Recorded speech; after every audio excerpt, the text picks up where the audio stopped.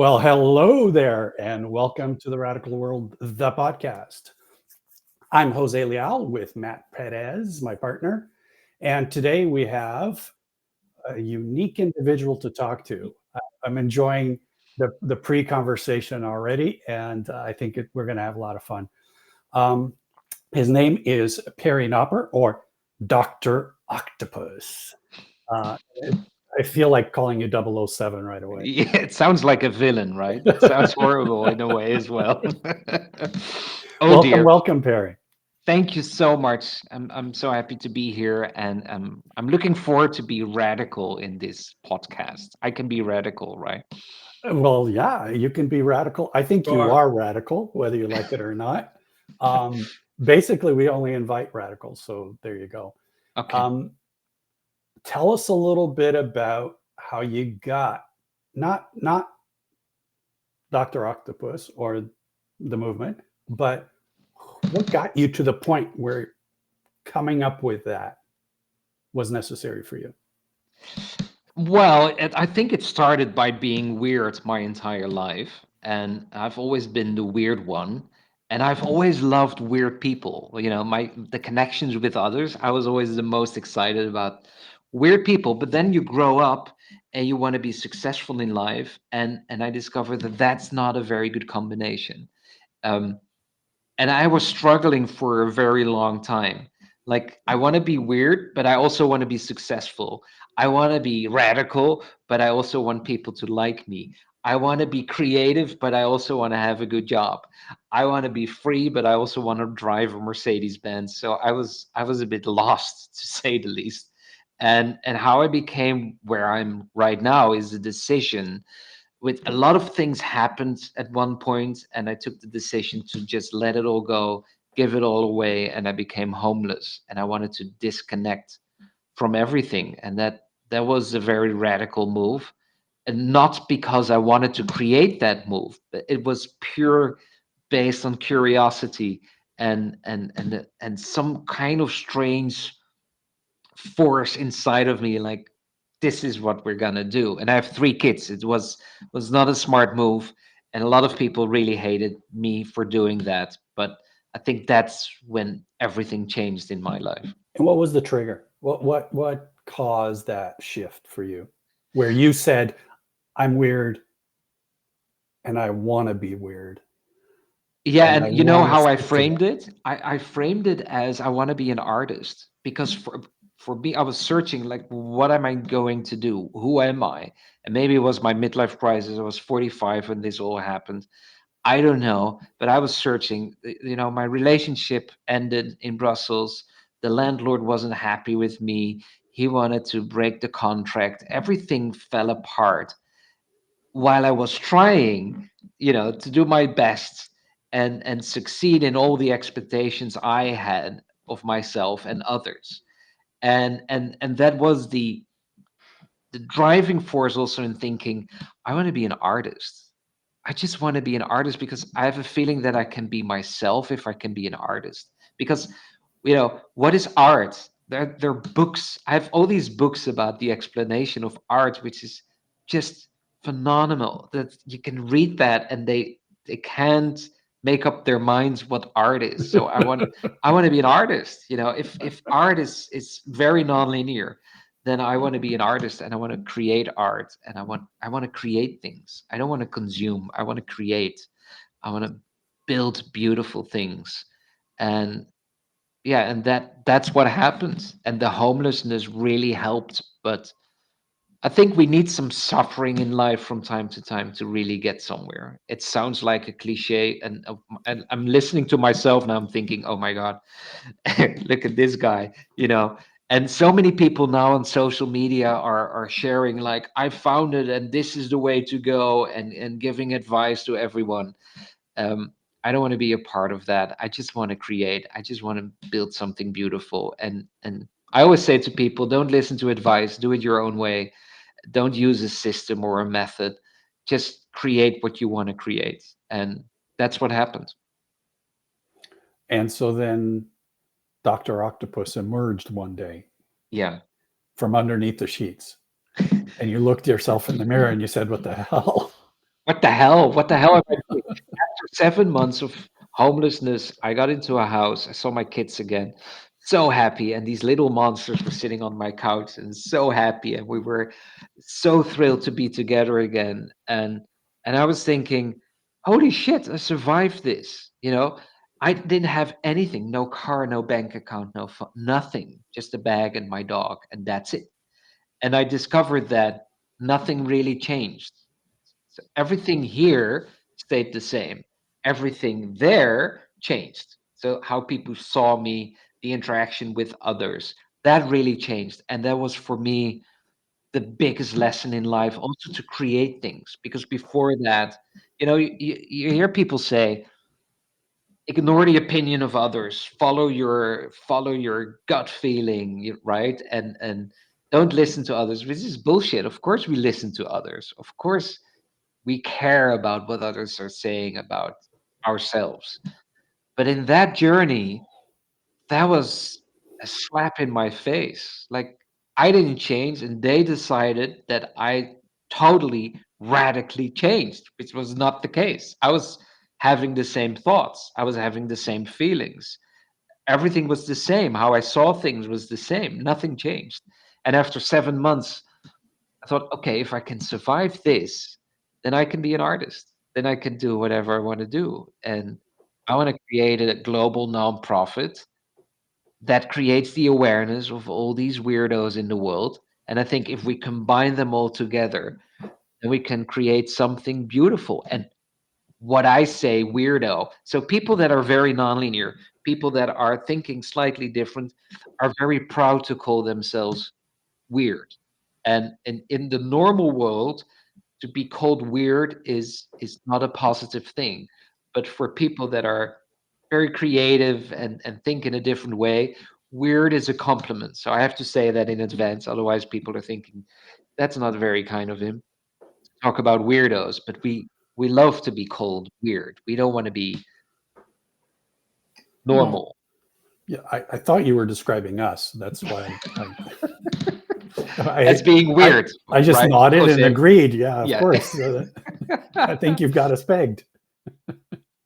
And that's how it started. And I thought, let's create this awareness. And I started with 50 people and no business plan, no blueprint. And I remember when I was homeless, at one point I was standing in the living room of my girlfriend and saying, it's so clear to me now. It's so clear. And she said, what, Perry?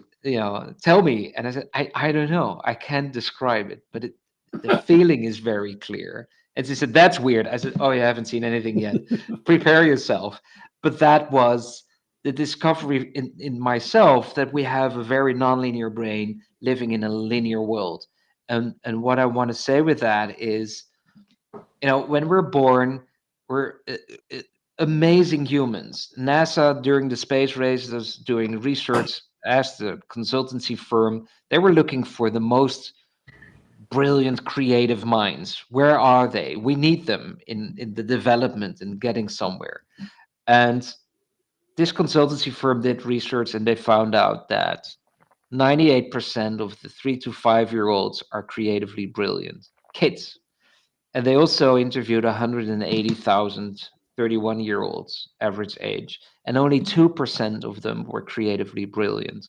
So there's no linear 2-year-old. Someone in the movement always says that, and I love that. There's no 2-year-old in the world that's linear, right? So we're all nonlinear thinkers. And I went to Philips in the Netherlands to ask for an MRI machine because I wanted to do research in how the brain is wired differently when you're very nonlinear. Of course, I didn't get an MRI machine. I was homeless. Who the hell is this dude? But they gave me access to their research team, and that's how it all started. Like, something is going on here. We have all these beautiful minds, and they're very nonlinear, and I can explain later why that is. But this world where everything is so linear, sometimes it disconnects so badly, and we need to do something. And if we look at two examples, education and leadership, two big topics, it's time to do something. And you cannot change anything when you're using the same kind of thinking, the same kind of people. Joe Dispenza is saying that 98% of our thoughts are the same every day. So if you're taking your management team out to do a brainstorm session to create something new, good luck, because these guys are always thinking the same thing, or girls, and it's not working. You need different thinking. You need out of the box, which I hate that word, but you need that. Um, Out of the box. Out of the box, radical thinking. You need radical thinking. We need radical thinking to change leadership styles in today's world. We have AI coming in so fast. We need human intelligence. We need to talk about that. We need to discover how that all works. And we need radical thinking. We need different thinking. And we can only have that with nonlinear thinkers, in my perspective. So you're going to get to the research, but I think of the brain as a child. We find out that the whole brain is interconnected, and everything's possible. And then as we grow older, people say this is the direction, and that's the direction, and that's the direction. You talk about linear. It's as if they say, here's the train tracks, get on that and keep going. And you can't diverge off the train tracks, not even a millimeter, right? You're stuck. Yeah. If you want to move forward, you've got to be on the train tracks and you need to move forward. And for me, that what we call fiat is the control system that keeps you on the train, that keeps you on the tracks. And so much of what we do isn't because it's not possible to jump the tracks. It's because we think that that's the only way forward. Yeah. Right? That's And the pattern we've been built with. yeah. And I see that as an isolation of thoughts. It's conditioned there for so many years and so many generations.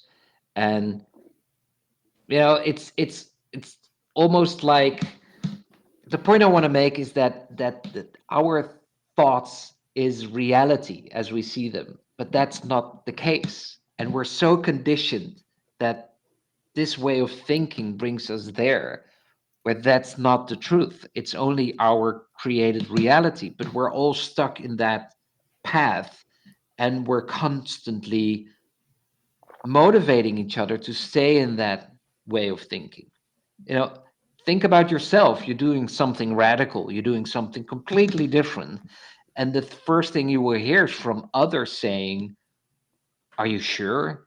And this is ridiculous. They share an opinion. I have a feeling that, when you draw a conclusion, it isolates yourself immediately in that package of thoughts. There is no opening anymore.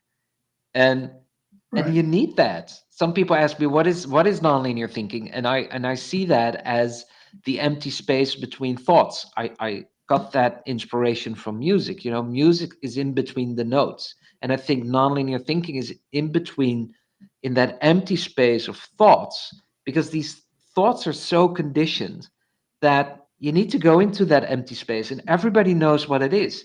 You lost something, and then 2 days later you're taking a shower, and then all of a sudden it pops up. It's there, and you're thinking, where the hell is that thought coming from? Or you have all of a sudden an idea or a sentence, if you're a writer, and then all of a sudden these words pop up, and like, this is the sentence. How many people are not taking notes on their phone when something all of a sudden pops up? That's nonlinear thinking. And and I would love to embrace that and talk about it, not because it's only nonlinear thinking. It's the combination. It's bringing that in balance. We need systems. That's fine, and we need to organize things. But can we also let go of that a little bit, please, and allow people also to be in that space? Because if at schools and university, if you're weird, and for instance you have neurodiversity, and you're on the spectrum, you have autism, and you behave totally different from the rest, the isolation of thought is to immediately put you in that corner. It's ridiculous that 80% of the people in the spectrum are not having the job they should have just because it's not aligned with these expectations. What the hell, right? Yeah. Yeah. It's but what are we doing?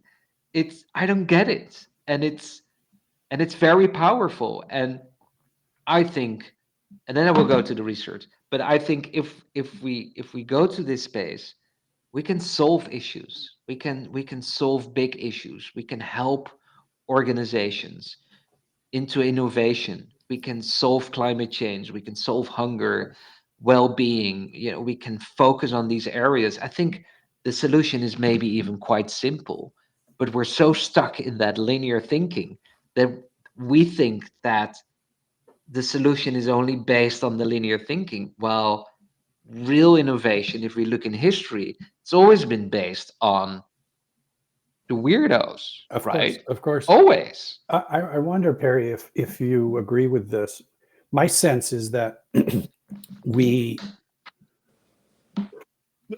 thinking it in people is dynamic, Mhm. and that the linear thinking is simply an external pressure that causes that linear thinking, right? When you say non-linear thinking, it's deconditioning ourselves to some degree to allow for that, for those dynamic thoughts, those dynamic ideas, those dynamic motivations to actually exhibit themselves without that second thought. Well, that's weird. Like I Yeah, shouldn't think that. That's wrong because that doesn't fit in the frame. yeah. All of those kinds of things. Does that make sense to you? Is that It's absolutely the truth, and it's so wonderful to embrace that because it's useful in everything. It's useful in your management team. It's useful in your, innovation department, but it's also very useful in your own relationship with your spouse and your kids. and Very yourself useful. and yourself? And yourself. And this is what I discovered because I was thinking, but why is everything so linear? There must be a reason for that. And first of all, I was reading this book and I met with the author. It's Nomads, and it took him 6 years to write this book because there are no monuments built by nomads. So there's no history talking about linear thinking. How awesome is that? So it took him 6 years to write this. And these nomads, inspire me a lot because the nomadic life is a very non-linear life. And then there were always nomads who would stay in a city and would specialize and stay at one point and do one thing over and over and be very good at that and create systems so they could grow. Again, I'm not against systems, but I want to understand why this is happening. And then I found this research document. It's called Chaos Management and Economics: The Implications of Nonlinear Thinking by the Institute of Economic Affairs. And they did research why maybe 80% is so linear. And it has to do with the fear of our own mind. It's it's the fear of understanding your own thinking. So if you don't want to explore your own fear in your own mind, then you want to make sure you stay in control, to put it very simply, this whole document. So what happens is if you have fear and you don't want to go into your mental state, you want to stay in control. You want to know what's happening next week, and next month, and next year. In order to stay in control, you create systems. You make things as linear as possible because then you can predict it. It's that simple. Yeah. Now, Command and control, command and predict. control, predict. And there goes the creativity, there goes the possibilities. Then you have very nonlinear thinkers, me. And why is it that I'm so nonlinear? Well, I have dyslexia, I have ADHD, and I'm on the spectrum. So I've heard my entire life that I'm weird as fuck, constantly. As a little kid at school, if I would hand in my paperwork, it was all red and like misspellings, and it was all bad. So I was constantly thinking, I'm doing something wrong. It's me. So I constantly have been searching into my own mind what's wrong with me. That creates the possibility not to be afraid all the time because I start to understand my own mind very well. While a linear thinker doesn't want to go there. And I'm embracing that because I need to know what's going on. And therefore, as a result, I can have chaos in my life. I can have chaos in my life. I went even homeless because I can embrace chaos. I don't mind chaos. I love chaos because it creates new opportunities. So that's the difference between linear and nonlinear thinkers. That you have a huge group of people that are wearing tight underwear and they're in line and they want to be, they want to be in control of everything. And then you have a group of people that's a smaller group that can allow chaos and be creative and innovative. But the problem is that that large group of linear thinkers are not always very pleased with the free souls, the free minds of the chaotic people, because Yeah. that's something they're afraid of. So that's a clash. That's difficult unless someone who's very nonlinear gets linear result in its life, and we have many examples from that, then everything changes because then all of a sudden the linear world celebrates the brilliance of that nonlinear mind. Think about Steve Jobs with Apple, right? In the beginning, like who is this nutcase, and what is he doing? And we don't agree, and he got fired from Apple, etc. And then he succeeded, and then all of a sudden, everybody was celebrating his nonlinear brilliance, and now people are reading his books, watching his movies, and he's huge. But that hasn't always been the case. So I find that interesting to talk about. And indeed, Anthony, chaos is fun. I love Yeah, chaos. we're getting some comments from our audience here, Well, and let me make a comment first. I I don't think it's chaos. It's just a different way of doing things. Mhm. Um, and innovation, the real innovation, is the result of doing things differently.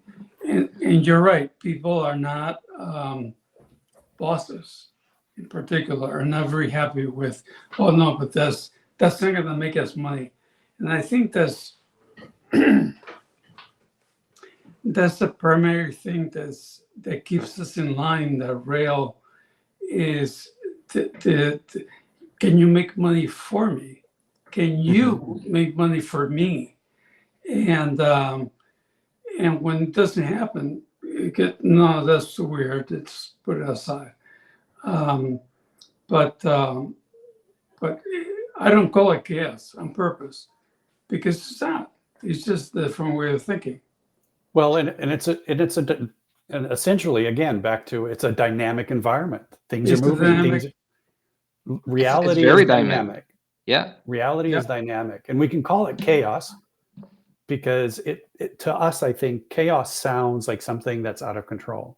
But Mhm. in reality, we have no control.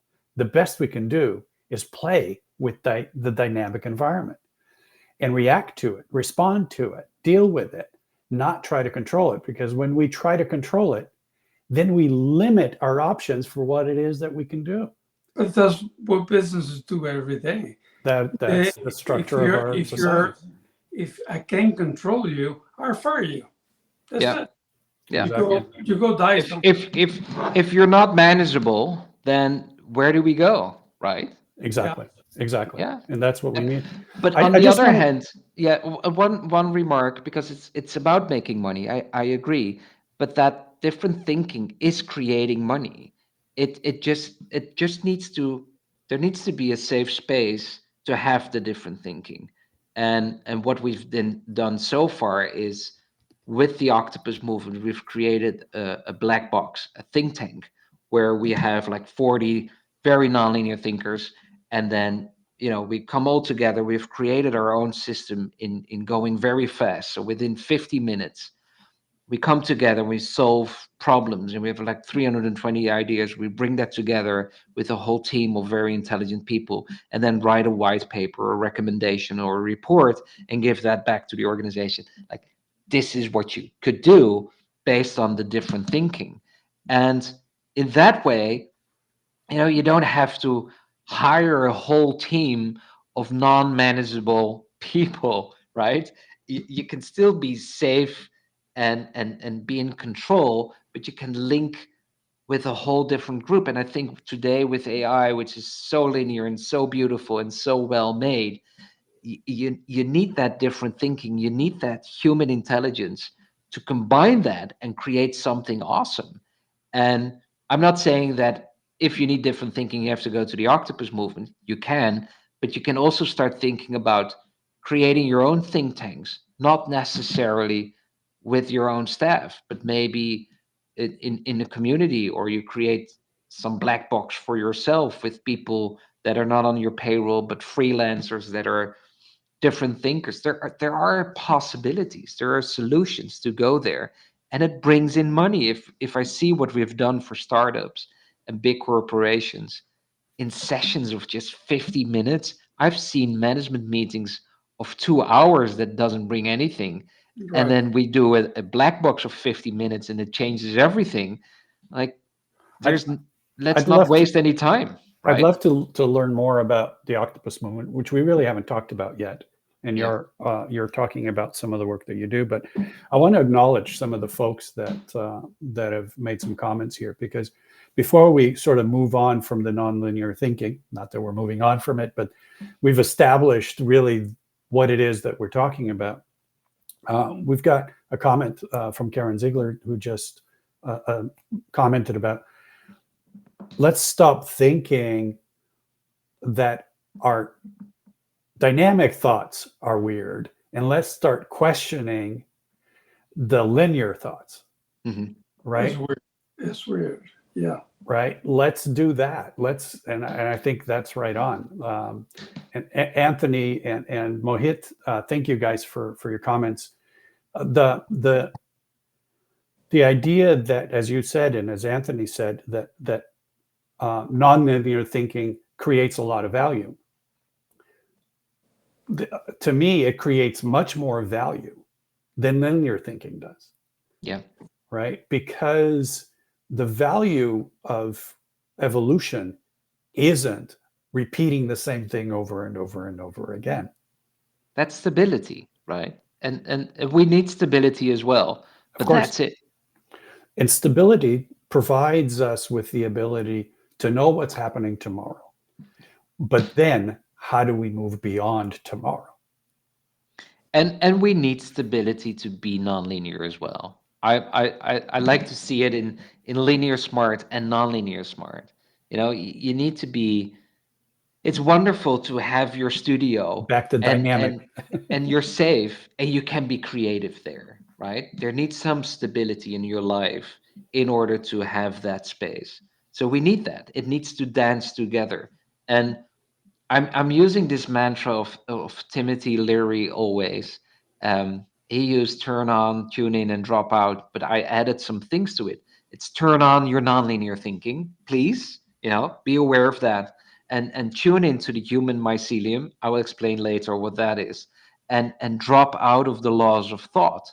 George Boyle wrote the laws of thought in 1815, and it's the binary thinking, and it created a lot of possibilities, computer language, etc. But we're so stuck in binary thinking that I love to say, drop out of the laws of thought. If you have a thought right now and you're thinking, he's weird with his cap and his Dutch accent, that's the laws of thought. You're immediately judging, you're immediately drawing your conclusions. And you need to be aware, you don't need to be aware, but be aware of the fact that you can step out of that, and it serves you well if you can do that. It's that simple. And within the octopus movement, we don't have any rules, and I'm so proud of that. The diversity is awesome. We don't need to talk about that. We don't have any rules. We don't have a blueprint. We don't have a business plan. It's organic with systems. Because when we started with the think tank, the first year we just played around, nothing happened. And we needed a system structure in that think tank based on the nonlinear brain to really create something awesome within 15 minutes. So that's what it's about for me. It's that organic flow of everything, and then adjusting with some systems and some rules, and also a lot of space not to have any systems and rules, so that can work together and dance together and create something beautiful. I like to say that it's not about the rules, it's about the tools. Hmm. And the tools for me, in part, are protocols. Yeah. Because a protocol is something I adopt and you adopt. It's not something that I impose on you. No. It's not a rule. No. And if we agree that's a good way to do this, then it helps us both. Then fine. And we own Right. it. And we own Yeah. it. But when I say to you, this is the way you must do it, right away you're like, I'm not sure if that's the right way. Even if No. it is, it doesn't feel right. Right. And it limits the possibilities, Jose, Exactly. because sometimes I think, we set a goal, and again, it's a trend, that you have all these courses online and people helping. This is where you want to go. You want to have 1 million followers. You want to have $1 million on your bank account, whatever. And then this is your end goal. You need to focus. And then this is the method going there. But it feels to me that it could be a form of self-hypnosis. It blinds you. Like, this is what I need to do. I need to stay on this line. I need to use this method because then I will get there. But maybe you will go much further if you open up things, right? Maybe this is not where you should be going. Maybe you should be going the other way. That is much more interesting and much more successful for your organization. We're in that way self-hypnosing ourselves constantly. Like, I need to stay here. If I want to have followers on social media, I need to post 4 posts a day, and I need to do this and I need to do that, and it's not working. It doesn't work that way. Of course, there's systems that work that way, but it's questionable, and I find that a form of self-hypnosis. That you're missing out on It doesn't. possibilities. It may not work that way for us, but it may work well for somebody else. So my son, my 40-year-old son, not a little kid, 42, and he has this rule in his head that if he doesn't get a video done by 6 o'clock or whatever, that he won't do it again. And of course, he throws everything aside and goes into that video for that one video. Yeah. That's the thing.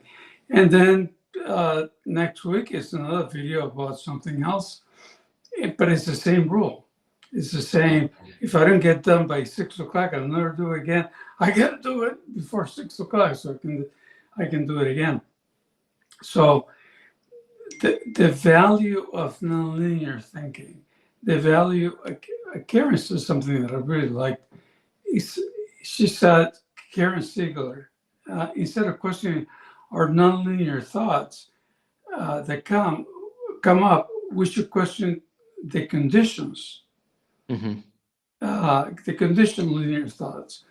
Are they still true? Are they still relevant? Is there evidence that they're not true, etc.? Every one of us is unique. Every one of us is unique. And what works for you doesn't work for the other ones. What we came up with is 5 things. I say 3, and Jose says 5, but it's 5 things. The first one is about the person, meaning and belonging. Yeah. Are you somebody blocking me for things that mean something to me? And that do I want to belong to a team? And it may be that I like them all. That's not the problem, but I have to feel like I belong there. The other one is for organizations, decentralization and transparency. In other words, if you don't have transparency, you don't have anything. If I tell you some things, I'm the boss, of course. I tell you some things, and I tell the other guy certain things. I tell somebody else certain things.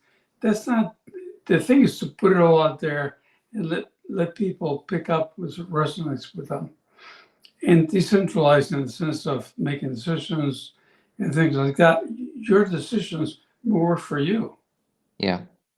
but may not work for me. So No. okay, you go with that. Your mission innovation, for example. And innovation is the kind of thing where we want innovation, says the boss, say the bosses, but but not that one, not that one, not that one. Not, oh, let's do that one, and that one is not innovation; it's just tweak. Yeah. So that happens a lot, also. That innovation in regular companies are not innovations; they're just tweak. Because it's safer, right? Because it's within the box. It's much safer because it fits the box. It fits Yeah. in line, and we're still in control. I get And that. you're still in control. And Yeah. and so we have to change this. And the other thing is experimentation. Mhm. That's the last thing, the practices. People ask about practices and experiment, Yeah. and treat everything like an experiment. Because even when we're doing the same thing over and over and over, a machine can do that well. Okay, and we invent the machine for that. But people cannot. And treat everything like an experiment. And you either learn how to not to do it, or you learn how to do it. So you learn in either case, but you got to start by thinking, this is an experiment. Is it going to come out, or is it not going to come out? So the stability you were talking about, I'm not a big fan of stability anymore. In certain things, like, we eat certain foods and don't eat certain foods. If that's stability, yeah, that works for me too. But it's stability of, we sat in the desk and we designed this thing this way because it's got to fit in this box. And that we'll try to fit in the box. I worked at Sun Microsystem, a neighbor of yours. Well, Andy Bechtolsheim was a neighbor of yours. And he treated everything like an experiment. So he designed a power supply once that didn't fit in the box. Mhm. So he made the box bigger. Yeah. Big deal. And that's how he made it work. So the point is that I feel that you have to have some rules, some, not even rules, just guiding posts, and go with those. But if it doesn't work for you, don't adopt them. That's all there is to it.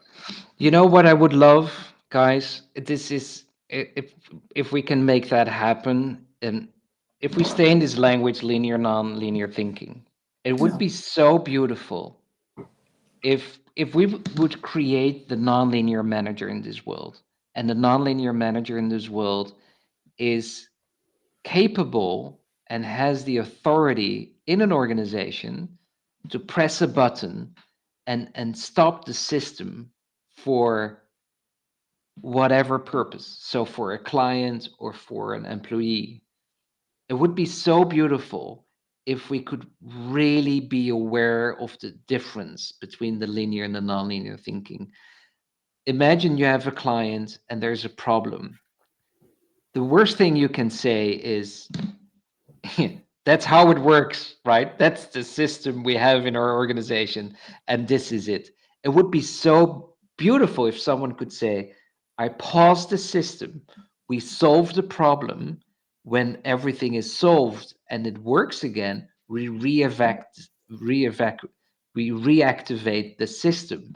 Can you imagine what happens in education if we could do that? A Yes. student has a problem, we stop everything, we solve it, and we reactivate the system. That would be awesome. But Perry, I think we need to take a step back even before that, because I love what you're saying. That's kind of the Toyota model, right? Anybody on the line can stop the line. Yeah. And that was very, very powerful.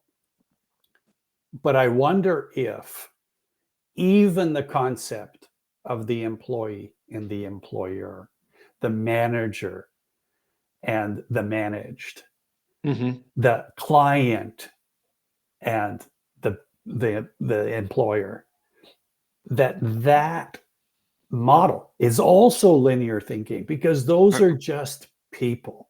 Yeah. And those are people who have the desire to create things in this world. Yeah. And they're being forced to do it within a structure that defines them as an employee or as a manager or as an owner or as a client, rather than as an individual who is seeking to either serve or be served. And that's what we're doing in an organization. We're serving each other in order to serve others. And how do we understand that at that level? Because I think, to me, the level of understanding nonlinear thinking at the level of where we don't even start to put the teacher and the student, but the guided and the learner, because everyone's learning all the time. And there are people who love to guide learners. Yeah. How do we do that? Because the teacher teaches, but do we need students to learn on their own and from each other at different age groups, rather than as a 50-year-old teacher teaching 5-year-old children? I agree with you, Jose, and I think it's language. If I see that in my life right now, for my own thinking, for my own linear thinking, it changed when I was aware of the language of linear and nonlinear thinking. It helped me. Like, oh, now I understand. Nobody taught me anything. It was just the decision. That's this part and that's that part. So it organizes the way I see things. And I have 3 kids, right? And I have 3 teenagers. So we started to use that My language. sympathies, by the way. No, it's so much fun. I love teenagers.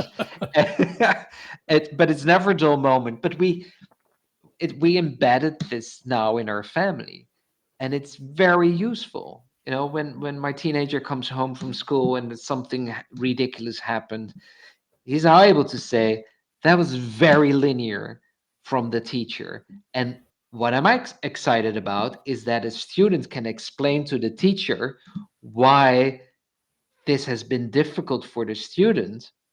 And now the student has language to explain to the teacher, this is why there's friction, and this is why he finds it difficult. So it goes both ways. And I think that's beautiful, that you can have a decent conversation with your teacher, not in, I don't agree, I don't like you, you look weird, I don't like your beard, these kind of things. No, it's like, I understand that that's the linear approach of education. My nonlinear brain goes this way, and there's a huge conflict there, and I don't know what to do, but it feels wrong in my body to go there. And there's a decent conversation going on. And it all started just with language, just in understand, because everybody understands. If I need to explain nonlinear thinking, everybody has an idea with their linear isolation what nonlinear thinking is. That's why it's nonlinear thinking, because you understand immediately what it is. So it's language, and that opens up everything. Exactly. I love that. Language is very important. Yes. It's so powerful. Yeah. Perry, we're having a conversation and the time has run away from us. It's now 44 minutes into our conversation, our half-hour conversation. Our half-hour conversation. So linear. So linear, Jose. And I just want to, because we're going to need to wrap up in a few minutes, I really want to hear Octopus comes about. And you identify with, I want to be weird. I want to be something that stands out. And I'm okay with that. I like that. And I want to now find the others. Yeah. So tell us a little bit about how you found the others and what the others are doing and what's the goal and objective of the others and you. The goal of the Octopus movement is to bring 1 billion nonlinear thinkers together. Let's start with that and create some change. So Be you think small. radical. Yes, very small.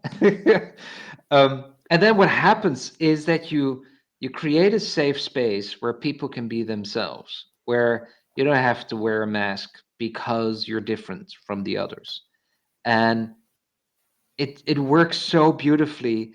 We call it the human mycelium because in the beginning people were saying, "Oh, you're building a community," as like, that doesn't feel good. Community. It feels like you have to wear a badge and you go in and out of our community, or when you leave this space, you're no longer in the community. That's not what I want to create. This is a global connection between people. And I was watching a documentary of Paul Stamets, and he was talking about fungi and the mycelium, how in nature everything is connected and supporting each other. Like, but that's what we already have. But we don't learn anything about that. So we're not creating anything new. We're just using this language, Exposing it. exposing what's already there. And Exactly. and that's what's happening. So in the Octopus movement, people are coming together from all over the world, from all different backgrounds. Again, there are no rules, there are no expectations, and everybody danced with each other.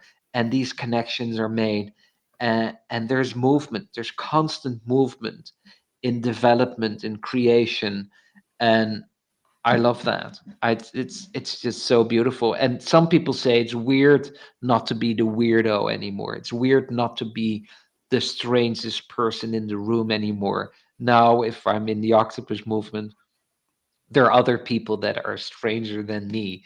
And I heard some people saying that they really had to adjust about that. But now they can just communicate how they want. They can just think very fast. We have brain lunches where we invite people to do a 60-minute deep dive into a topic. It goes fast and deep and different than the system requires to do a 60-minute talk about something. It goes from all directions, and it's awesome. People can be themselves, and there's freedom, there's happiness, and it sounds ridiculous as I say it like this, but it's beautiful. People, how cool is it not to be masking yourself and meet other people and talk about all kinds of stuff and make connections and grow. I think it's awesome. Sounds awesome. Sounds Yeah. awesome. Thank you for doing that, because that sounds to me like a piece of the puzzle moving forward. Yeah, We I need think to so. we need to figure out how to be ourselves, and not just how we think, but who we are. No. Because who we are is fundamental to how we connect. Yeah. Just as mycelium have different roles and play different aspects of that mycelium network. Yeah. So do we, and we need to put ourselves in the right flow of what's happening in and out. A very quick example, if I may, 1 minute, less than a minute. We have Sure, that's what they always say. we have a founding members group in the middle of the Octopus movement, and what I love about that is that they're all connecting with each other, and people are meeting each other in real life, and they send me pictures like, oh, we met a bunch of other octopi, and they're setting up meetings. So the Octopus movement is not creating meetings, they're doing it themselves. And that's what I love about what's happening here. And then I got a message that one of the founding members is working together with the other founding member, and like, how do you know each other? I'm like, oh yeah, it doesn't matter how they know each other, of course. It's all interconnected, and that's the Exactly. human mycelium, and we should celebrate that. We should do something with that because it's very powerful. And then it doesn't matter what kind of background you have, if you have a beard or not, and how you're educated and your upbringing, and all that becomes irrelevant because we're all humans, we're all one of one. That's it. Well, Very simple. we all fit the beard piece, but you should have told us that we were doing the hat thing today. I only have a mustache. Well, you have half a beard. A little bit of beard. And I saw the hats of Matt, so I was Yeah, thinking, yeah. oh, I We need should to have wear all a we hat. should have all Yeah, done that. Yes, yeah, yeah. I love hats. He has one more. I just gave him one this weekend. So He's up there. Yeah, I It's, see it. I see 1, it. 2, 3 from the bottom. It's the third one, right in the middle. That Yeah. it's got good positioning. I'm glad of that. I love that. There. Yeah. Barry, this has been awesome. Thank you, man. Thank you for telling us about what you're doing, telling us about how you see the world. Because honestly, one, it's very radical, and two, it's very consistent with what we're doing. And the more, Yeah. whatever language we use, the more we all push at the edge of this box, the longer it will. The less time it will be before we're on the other side. Yeah. And that's where we really want to be. So lots to do, and it sounds like you're doing some of that, and we need to cooperate and do more. So looking forward to hearing more. Maybe we'll have you back in a couple of months or 3-4 months and just you catch open? us up on what's going on. Are you open to that?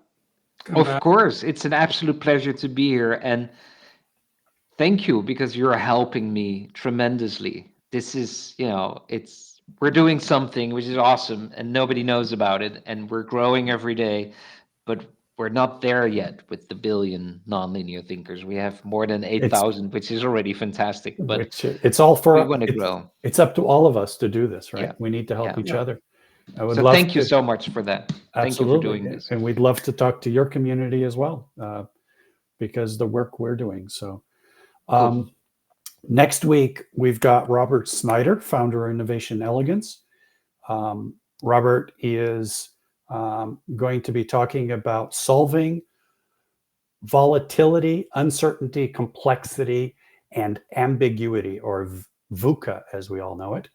And I'm looking forward to that. It's been a while since we've talked about VUCA. It was on the top of everybody's tongue for a while there, and it's been a while since we've talked about it. So interesting to hear how that goes.